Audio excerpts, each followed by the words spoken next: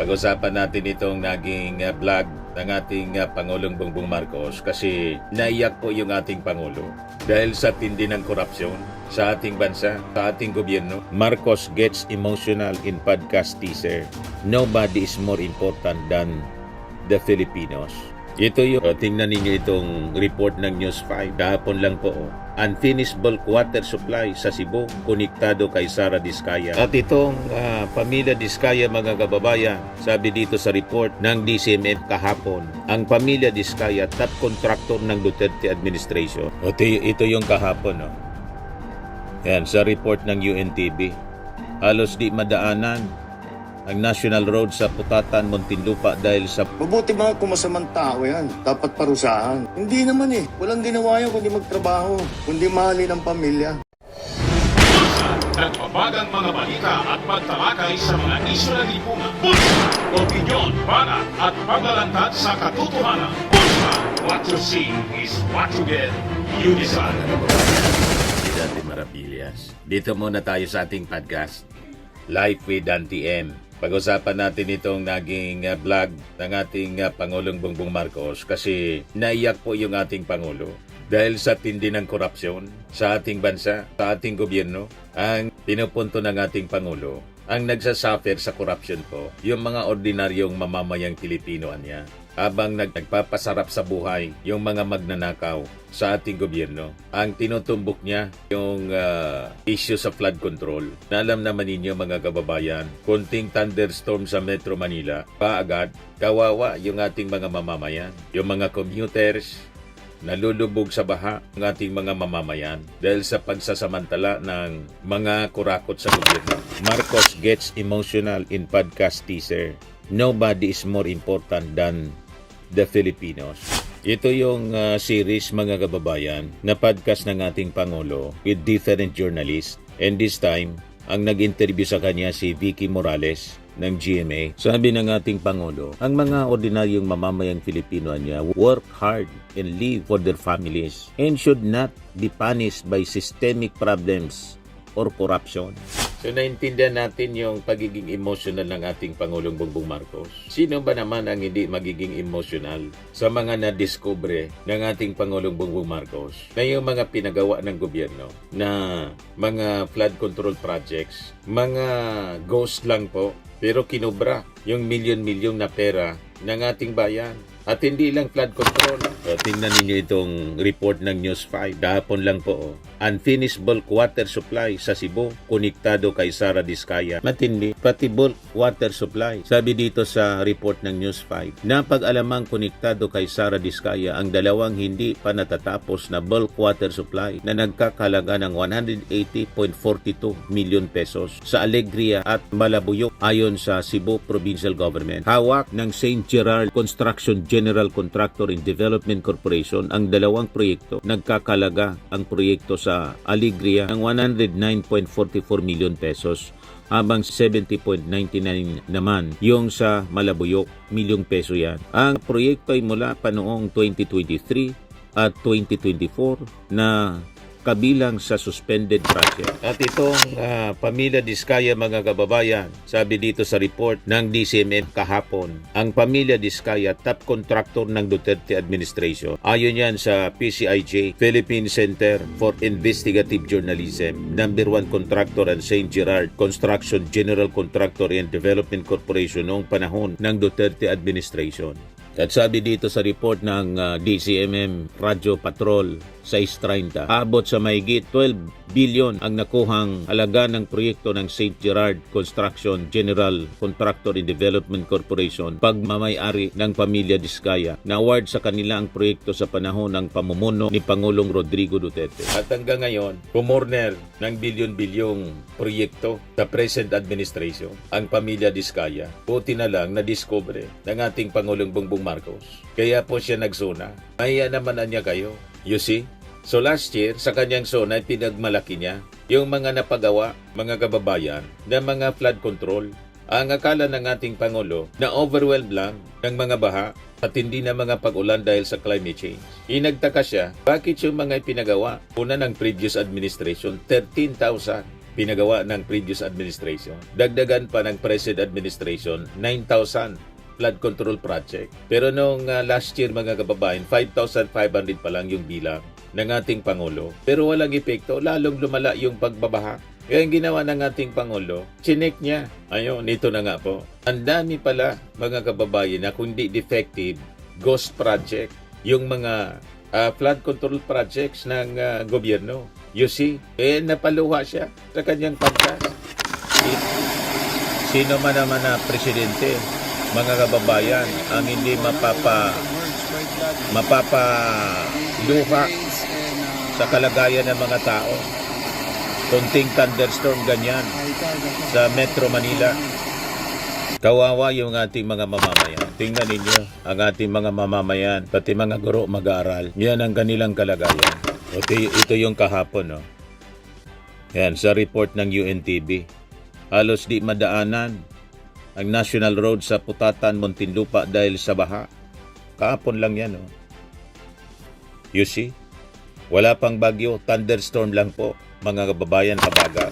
Yan sa Masantol, Pampanga. Bumigay na river wall, sanhi ng pagragasa ng baha sa Pampanga, Masantol, Pampanga. Tingnan naman ninyo ang kalagayan ng mga tao. Kahapon yan, mga kababayan. Ito sa Las Piñas. Bahagi ng Marcos, Alvarez Avenue, Las Piñas. Yan, You see? Kaya talagang napaiyak yung ating Pangulong Bongbong Marcos. Grabe yung pandaraya na ginawa ng mga kurakot sa gobyerno with the contractors and the mga district engineers. Siyempre, nasa likod niyan mga politiko. Kaya sabi ng ating Pangulo, maya naman kayo. Kaya sabi dito, the short video uploaded to his Facebook page kahapon po was accompanied by the caption, "Nobody is more important than the Filipinos." In the clip, the president appeared visibly moved when asked if he was getting teary-eyed. Why? Or if he was getting teary-eyed. Sagot ng ating Pangulo kay Vicky Morales, "Yes, because I'm very upset." He said, "It was painful to see Filipinos struggling when they had done nothing wrong. No, because I see people having a hard time and they don't deserve it." Sabi ng ating Pangulong Bongbong Marcos. Tama po. Hindi deserve ng ating mga mamamayan. And siguro kung na-check ito noon pang panahon, kasi ito pong pagnanakaw na to is OP sa DPWH. Matagal na to po, dekada na to. Simula nang mauso yung pork barrel pan ng mga congressmen. Ito mga congressmen, mga kababayan, tapos mga senador. Dati wala man yan na pork barrel pan. Noong panahon ng kanyang tatay, wala man yan. Nang pumasok po yung administrasyon ni Cory Aquino, doon nagsimula yung pork barrel. Doon nagsimula yung SOP na tinatawag mga kababayan. Massive na pagnanakaw. Ang daming pera po ng ating gobyerno. Kung nagamit lang ito sa tama, malamang sa malamang, hindi tayo napag-iwanan sana ng mga kalapit bansa natin. So naungusan pa tayo ng dati, mas maunlad tayo. Noong panahon, mas maunlad pa tayo sa South Korea, sa Taiwan, sa Singapore. Second to Japan tayo, sa Vietnam, sa Indonesia, sa Malaysia. Pero nalampasan po tayo. Mataas-taas lang tayo mga kababayan kaysa sa Laos. You see? Bakit? Dahil po sa massive corruption. Yung tatay ng ating Pangulo inaccuse ng corruption. Ang pumalit na mga administrasyon, mas malala pa po. Sa pangungurakot, ito na tayo, mga kababayan ngayon. Pilit na binabago ang sitwasyon ng ating Pangulo. Kaya nga po ang kanyang battle cry, bagong Pilipinas. Ang una, dapat mangyari sa atin po para ma-achieve natin ang bagong Pilipinas na maunlad. Bagong Pilipino dapat. Yung lumang pag-uugali, kasama yung korupsyon, dapat iwaksi natin yun. Ito ang rason kung bakit napakabigat kasi ng laban ng ating Pangulo. Ayon, napaluha siya sa ating sitwasyon ngayon. Marcos stressed that ordinary citizens work hard and live for their families and should not be punished by systemic problems or corruption. Mabuti kung masamang tao yan, dapat parusahan. Hindi naman sabi ng ating Pangulo. Walang ginawa yan kung di magtrabaho, kung hindi mahalin ang pamilya, kung hindi mahalin ang pamilya. Ba't mo paparusahan? Yan yung sabi ng ating Pangulo. Kaya yung ating Pangulo mga kababayan, sabi nga dito sa Bicol, pustuna sana sa pagserbisyo sa ating mga mamamayang Pilipino. Pero walang tigil na sinisiraan ng mga DDS, lalo na po ni Sara Duterte na wala man pong contribution, wala man pong ginagawang trabaho. Sige lang ang pamasyal. Personal yung kanyang agenda, yung kanyang tatay. You see? Tingnan ninyong ginagawa ng ating Pangulo. PBBM Overseas Yakap Caravan in Bohol to promote healthier school community. Ito siya. PBBM ends Siquijor brownouts with new 17.8 megawatts power plants. Sige lang ang trabaho niya. Tiniyak ni Pangulong Ferdinand Marcos Jr. kapon ito na buo na ang supply ng kuryente sa Siquijor matapos ang ceremonial switch on ng 17.8 megawatt new Siquijor diesel power plant sa Larena, Siquijor na may sapat na kapasidad at reserba upang maiwasan ang brownouts. Ito yung irrigation sa Bohol, mga kababayan. Inauguration po para matulungan yung ating mga farmers na may patubig yung kanilang sakahan. Ito naman yung inspection niya sa Philippine Health Insurance Corporation's Yaman ng Kalusugan Program Yakap Caravan. You see? Ito yung paglunsad ng 20 pesos rice sa Bohol, Bien Unido Bohol. So, tingnan ninyo mga kababayan. Tinitikman niya mismo yung 20 pesos na bigas para walang masabi yung mga critics. Sa bagay, kahit masarap yung sinaing na bigas, mga kababayan, sasabihin ni Sarah, pagkaing hayop. Di ba? Pagkaing hayop pa rin sa kanya ang mga 20 pesos na bigas. You see? Hapon po. Magandang hapon po. Nandito po kami lahat upang pagmasdan at tignan itong aming pag-distribute ng 20 piso kada kilo na bigas na dito sa kadiwa namin. At tinitignan natin na lahat ng mga qualified na dapat makatanggap ng 20 pesos per kilo ay nabibigyan ng kaunting tulong para naman makamura ng konti sa 20 pesos. Kasama din po natin dito, nandito po, siyempre nandito yung inyong gobernador na marami ring programa para pagandahin ang presyo ng palay, para makapag-avail doon sa subsidy ng national government para maipagbili nga ang bigas. At lahat po ng nakikita ninyo, ito po ay hindi nagaling labas ito. Dahil dito sa Bohol, ito, binili sa inyo sa mga magsasaka dito. Andito rin po ang Department of Agriculture, ang kalihim ng Department of Agriculture, Secretary Kiko Laurel. Andito rin, tumingin din kami pumunta rin po kami sa eskwela, tinignan namin yung feeding program at saka yung mga facilities ng ating mga estudyante para naman maging maayos, at sinama po natin ang DepEd Secretary Sani Angara. At yung hinahanap ng lahat ng mga magsasaka, ang administrator ng National Irrigation Association Authority, Administration, NIA. Dahil nung kausap namin ang mga magsasaka, lahat pare-pareho, hindi lamang dito sa Bohol, lahat na mapunta namin, yun lang talaga. Dahil alam nga natin na talaga ang pinakamahalaga para sa agrikultura ay yung patubig. Pero bukod pa sa patubig, nagbukas tayo kanina ng service area na 300 hectares, 400 ang beneficiary farmers. Yung binuksan namin na dam, sa Kalunasan. At siguro, titignan po natin, saan pa natin makakapaglagay ng ganyan. Kasama na rin po dyan, hindi lang pag-iipon ng tubig para sa irigasyon, kasama na rin dyan ang flood control, kasama na rin dyan kung may power element, kung minsan linalagyan namin ng solar. Kaya titignan po natin at alam naman po natin na ang pinakamahalaga para sa ating mga magsasaka ay yung patubig. Pero dagdag pa ron, kung titignan nyo po sa labas, nakapagbigay tayo ng mga bangka, nakapagbigay tayo ng mga traktor, mga harvester. Ito po kasama po sa RCEP, sa PhilMech, yung para mechanization, para maparami natin ang mechanization. Nagbibigay kami ng mga makinarya. Yan, ganyang klase po, mga harvester, mga traktor, mga drying machine, milling machine. Yung milling machine pala ninyo, sira. Yung milling plant ninyo, sira.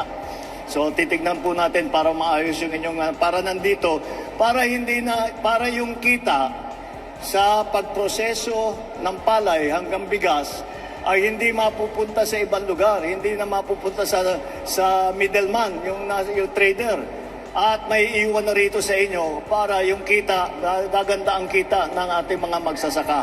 Yan po ang aming tinatrabaho. Asahan po ninyo na kahit na nagbabago ang panahon, kahit na may tinatawag na climate change, na kung minsan natatamaan yung ating mga tanim, at saka yung palay, kung minsan medyo hirap dahil uulan, tapos aaraw, tapos uulan, nasisira yung quality nung ating palay.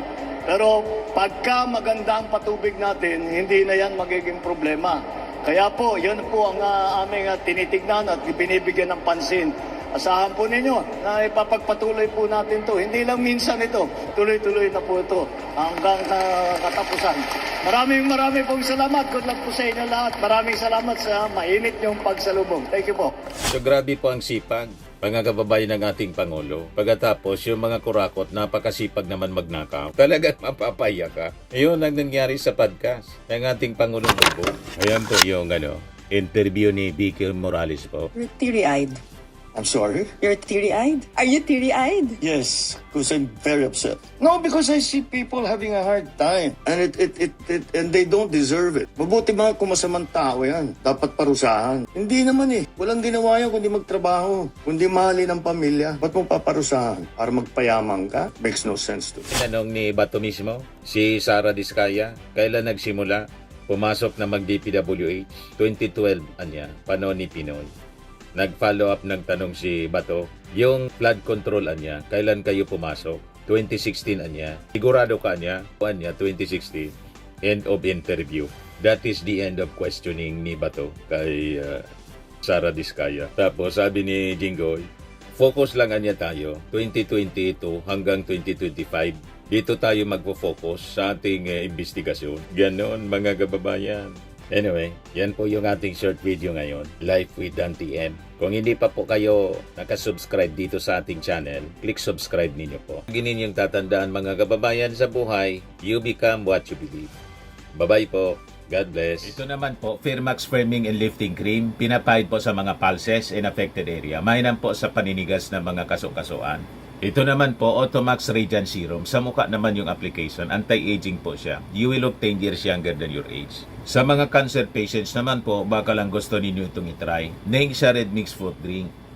Hindi mo po siya gamot, food supplement siya. Kaya lang, gawa siya mga kababayan sa goji berry. Yung goji berry, may anti-cancer properties. O ngayon, yung mga inquiries ninyo, dumiritso na lang kayo sa aming messenger sa Facebook para masagot namin agad.